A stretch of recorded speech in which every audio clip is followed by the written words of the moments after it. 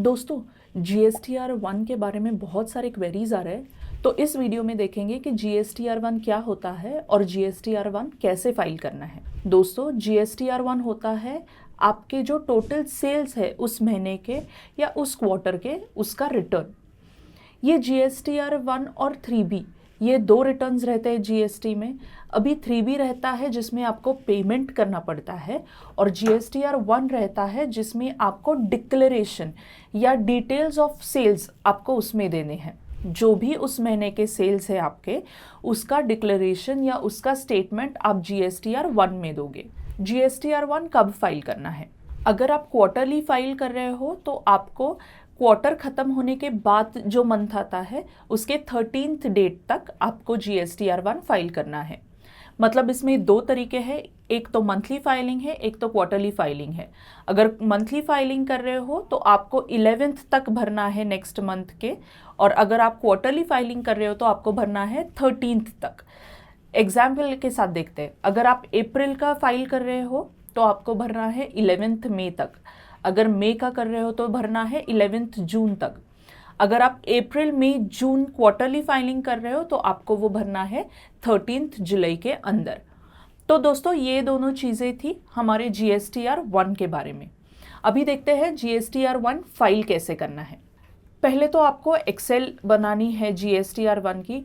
ये Excel template दोस्तों आपको GST के साइट से ही डाउनलोड करना है, और GST के साइट से डाउनलोड किए हुए एक्सेल में आपका सेल्स डेटा, जो भी आपका sales data, credit notes, debit notes का डेटा है, वो आपको GSTR1 के इस शीट में डालना है। तो ये मेरी शीट है क्लाइंट की जो मैंने ऑलरेडी अपलोड की है। यहाँ पे आप देख सकते हो, तो GST नंबर हमने डाला है और मोड ऑफ एप्लीकेशन ऑफलाइन है। यहाँ पे रिटर्न पीरियड डालना है दोस्तों, जो भी आपका रिटर्न पीरियड है, जैसे उन्होंने दिया है MMYYY के कॉन्टेक्स्ट में। अभी ये मेरा है B2B। हम थोड़ा सा ये सेल्स शीट्स कौन से है वो देखेंगे। B2B, B2CL, B2CS। अभी ये क्या है शीट्स दोस्तों? B2B मतलब बिजनेस टू बिजनेस। अगर आपने सेल किसी रजिस्टर्ड पार्टी को किया है तो उसका डेटा आपका B2B के शीट में आ जाएगा। अगर आपने किसी कस्टमर जो अनरजिस्टर्ड है उनको सेल किया है तो B2CS में आ जाएगा। CDNR और CDNUR मतलब क्रेडिट नोट्स, जो रजिस्टर्ड पार्टीज के क्रेडिट नोट्स है वो CDNR में आ जाएंगे, और जो नॉन रजिस्टर्ड या अनरजिस्टर्ड डीलर्स के क्रेडिट नोट्स है वो CDNUR में आ जाएंगे। ये चीज़ें थी पहले तो B2B और मतलब सेल्स की और क्रेडिट नोट्स की। आगे देखेंगे ये एग्जेम्प्ट शीट जो है दोस्तों, वो एग्जेम्प्टेड सेल्स की शीट है। अगर आपके पास कोई एग्जेम्प्टेड गुड्स आप सेल कर रहे हो तो वो आप एग्जेम्प्टेड की शीट में डालेंगे। HSN वाइज समरी देना आपको मैंडेटरी है। तो जो भी सेल्स आप कर रहे हो तो उसकी HSN समरी आप HSN वाली शीट में दोगे। डॉक्यूमेंट्स शीट क्या है? वहाँ पे आपको इनवॉइस नंबर्स देने हैं कि आपने 110 इनवॉइसेस इस महीने क्रिएट किए हैं, या 10 से 20 किए हैं, या 150, जो भी आपकी इनवॉइस रेंज है वो आपको डॉक्यूमेंट्स की शीट में देनी है। और समरी में ये सारी चीज़ों की समरी आ जाएगी। देखते हैं हमने कैसे किया है। अभी ये B2B में मैंने मेरे पूरे कस्टमर्स का इनवॉइस वाइज डेटा डाल दिया है। जो रिसीवर का नाम है, invoice number, invoice date, value, place of supply, taxable value और GST के वैल्यूज़ जो भी है, तो ये सारी चीज़ें मैंने B2B में डाली हुई है। B2CL में कुछ नहीं है मेरा, कोई भी मेरा कस्टमर B2CL में नहीं आता। B2CS में मतलब जो कस्टमर्स नॉर्मल अनरजिस्टर्ड कस्टमर्स है उनका डेटा मैंने B2CS में डाल दिया है। अभी देखेंगे क्रेडिट नोट का कैसे करना है। क्रेडिट नोट में मेरी जो क्रेडिट नोट है वो मैंने डाल दी है। जो भी मेरा सेल्स रिटर्न है उस सारी चीज़ें, क्रेडिट नोट का नंबर, उससे करस्पॉन्डिंग जो मेरा इनवॉइस का नंबर है वो भी मैंने डाल दिया है। और रेगुलर B2B है या जो भी है वो भी मुझे यहाँ पे मेंशन करना मैंडेटरी है। तो ये सारी चीज़ें मैंने CDNR में, मतलब जहाँ पे रजिस्टर्ड कस्टमर्स या B2B कस्टमर्स के मेरे क्रेडिट नोट्स है वो मैं इस शीट में डालूंगी, और जहाँ पे मेरे अनरजिस्टर्ड डीलर्स के क्रेडिट नोट्स है वो मैं CDNUR में डालूंगी। ठीक है, तो आगे हम जाएंगे। एक्सपेंसेस के शीट पे तो मेरा कोई नहीं है, कोई भी रिवर्स चार्ज नहीं है, तो मैंने एक्सपेंसेस की शीट मेरी ब्लैंक रह जाएगी। मेरा एडवांस रिसीव जो टैक्सेबल रहता है वो भी कोई एडवांस रिसीव नहीं है और एडवांस की कोई एडजस्टमेंट भी नहीं है, तो ये दोनों शीट्स मेरी ब्लैंक हो जाएगी। नील रेटेड सप्लाईज या नॉन जीएसटी सप्लाईज रहते हैं दोस्तों, वो और एग्जेम्प्टेड सेल्स दोनों अलग चीज़ें हैं। एग्जेम्प्टेड मतलब जिस पे जीएसटी एप्लीकेबल ही नहीं है, अगर नील रेट भी है तब भी वो जीएसटी के अंदर ही आता है। तो एग्जेम्प्टेड सेल्स वो है जो जीएसटी के परव्यू में नहीं आते हैं, तो वो ही सारी चीज़ें आपको एग्जेम्प्टेड सेल्स में डालनी है। अभी देखते हैं एचएसएन की समरी। आपको एचएसएन वाइज सारी चीज़ें लिस्ट डाउन करनी है, जो भी एचएसएन कोड्स है आपके, कितने क्वांटिटी आपने बेची है, उसकी टोटल वैल्यू कितनी है, तो ये सारी चीज़ें आपको इस एचएसएन शीट में मेंशन करनी है। ठीक है, अभी देखते हैं आगे हम डॉक्यूमेंट्स में क्या है। तो डॉक्यूमेंट्स में आपको serial number from serial number 2, तो टोटल इनवॉइस आपने कितने क्रिएट किए या कितने क्रेडिट नोट्स आपने क्रिएट किए हैं वो आपको डॉक्यूमेंट्स के शीट में मेंशन करना ज़रूरी है। अभी देखते हैं दोस्तों समरी शीट में ये जो सारे डिटेल्स हमने पहले शीट्स में डाले हैं वो सारे डिटेल्स हमारे समरी शीट में ऑटो पॉपुलेट हुए हैं। तो ये देखते हैं, ये ऑटो पॉपुलेटेड जो शीट है उसमें B2B इन्वॉइसेस की भी टोटल आई है, उसमें B2C इन्वॉइसेस की भी टोटल आई है और एचएसएन वाइज जो अपनी समरी है उसकी भी टोटल आई है। तो ये सारी चीज़ें समरी में आपको, अगर आप कोई भी जो सॉफ्टवेयर यूज़ कर रहे हो, अगर आप टैली यूज़ कर रहे हो तो आपको टैली में देखना है कि आपके जो मंथली इन्वॉइसेस है वो और ये समरी शीट मैच हो रही है या नहीं हो रही है। तो ये आपका चेक पॉइंट बन जाएगा जब भी आप GSTR1 फाइल करोगे। तो अभी मेरी तो एक्सेल शीट तो कम्प्लीटली रेडी है। अभी मैं जाऊँगी GST ऑफलाइन टूल में। आपको ये ऑफलाइन टूल GST के साइट पे ही मिल जाएगी, वहाँ से आपको ये ऑफलाइन टूल डाउनलोड करनी है। जब भी आप ऑफलाइन टूल डाउनलोड करते हो तो ये एप्लीकेशन स्टार्ट हो जाएगा। एप्लीकेशन स्टार्ट होने के बाद ये जो डैशबोर्ड अभी मुझे दिख रहा है वैसे ही सेम डैशबोर्ड आपको दिखाई देगा। वहाँ पे आपको न्यू पे क्लिक करके सारे डिटेल्स यहाँ पे डालने हैं, मैं आपको दिखाती हूँ। तो ये GSTR1 आपको सिलेक्ट करना है, GSTN ऑफ सप्लायर आपको डालना है, फाइनेंशियल ईयर जो भी है और टैक्स पीरियड आपको डालना कंपलसरी है। अगर आप SEZ टैक्स पेयर नहीं है तो यहाँ पे आप नो टिक करोगे और क्वार्टरली फाइलर नहीं है तो भी आप नो टिक करोगे। ये आपको पॉपअप आ जाएगा, आपने जो भी डिटेल्स डाले हुए हैं वो एक आपको रिकन्फर्म करने के लिए पॉपअप दिया जाएगा और उसको आपको येस या नो में कंफर्म करना है। जब भी आप कंफर्म करते हो उसको तो आपको इंपोर्ट फाइल्स का ऑप्शन दिखाई देगा, क्लियर डेटा या डिलीट ऑल डेटा और व्यू समरी। तो मैं अभी मेरी जो एक्सेल मैंने रेडी की है वो मैं इंपोर्ट करूँगी इसमें। एक बार ये इंपोर्ट हो जाएगी तो उसका सारा डेटा मेरे इस ऑफलाइन टूल में चला जाएगा।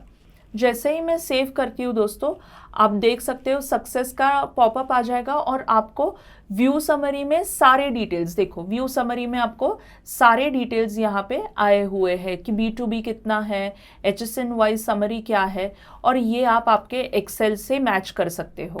2,63,000, 2,63,485। तो मेरी सारी चीज़ें कंप्लीटली इंपोर्ट हो चुकी है क्योंकि मेरा समरी डेटा मेरे एक्सेल से कंप्लीटली मैच कर रहा है। तो ये हुआ चेक पॉइंट नंबर 2। पहले हमने सॉफ्टवेयर और एक्सेल को मैच कर लिया, अभी हम एक्सेल और यूटिलिटी को मैच कर रहे हैं। तो ये मेरी पूरी फाइल कंप्लीटली इंपोर्टेड है और सक्सेसफुली इंपोर्टेड है। तो अभी मैं यहाँ पे जनरेट फाइल का जो ऑप्शन है उस पर क्लिक करके मेरी जो जेसन फाइल है वो मैं क्रिएट कर लूँगी।